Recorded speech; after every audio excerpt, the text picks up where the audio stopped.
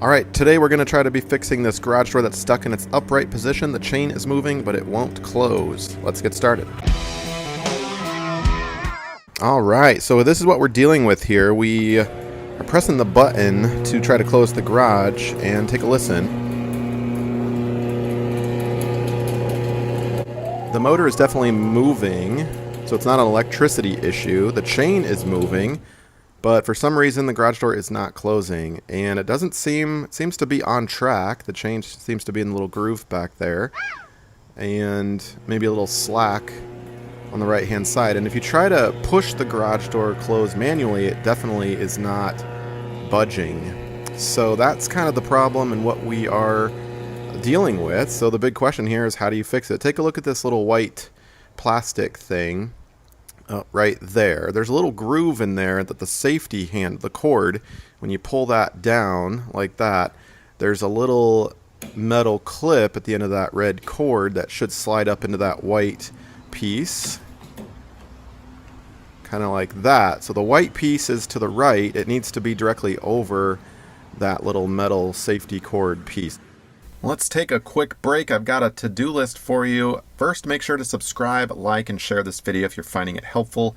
If you've got a tip, a question, or just want to share what's worked for you, drop it in the comments below. I love hearing from my viewers. Also, if you're feeling generous and you want to help feed my kids, half joking, not really, hit that thanks button. You can check out my channel merch for some cool DIY Bandit gear. You can shop trusted tools and home products that I use, and even consider becoming a member for some cool exclusive perks. Everything you need is in the description below. Thanks so much for watching.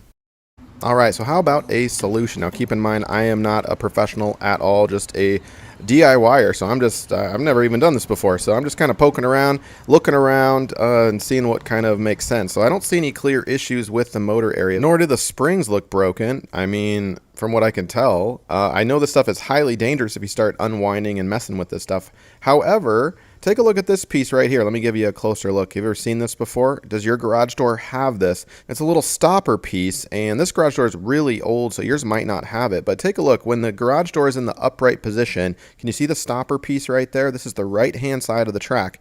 However, the left-hand side, we notice, and this was the problem, it, for some reason, is pointed this way as opposed to this way. So we're going to take a crowbar, and we're going to try to push that little piece and pry it back like that.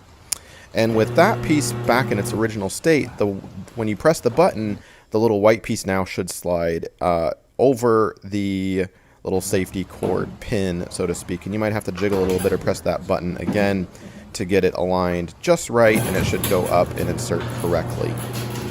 And take a look here. Let's test it out.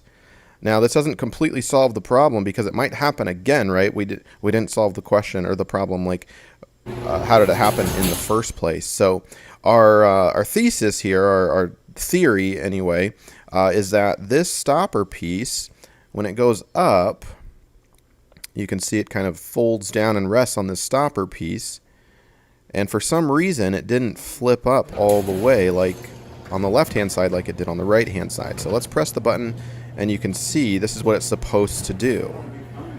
Can you see that piece? It's angled off to the right of the screen there, right there, and for some reason it had gotten it never flipped over, so it was kind of making the garage door off track and preventing it, kind of jamming it into the track in a way.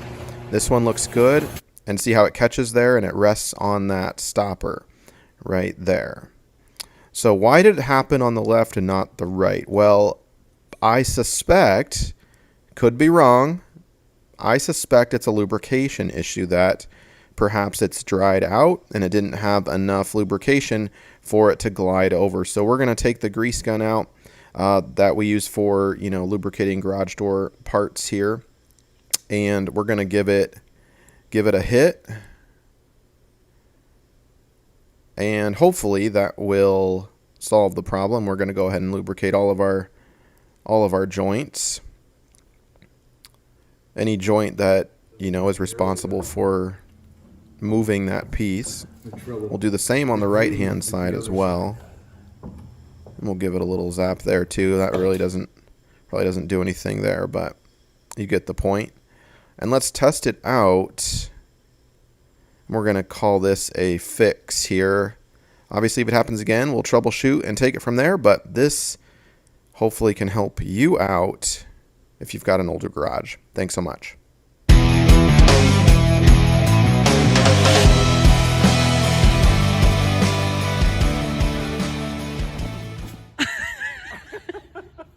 you okay? Look, come over here. Come on.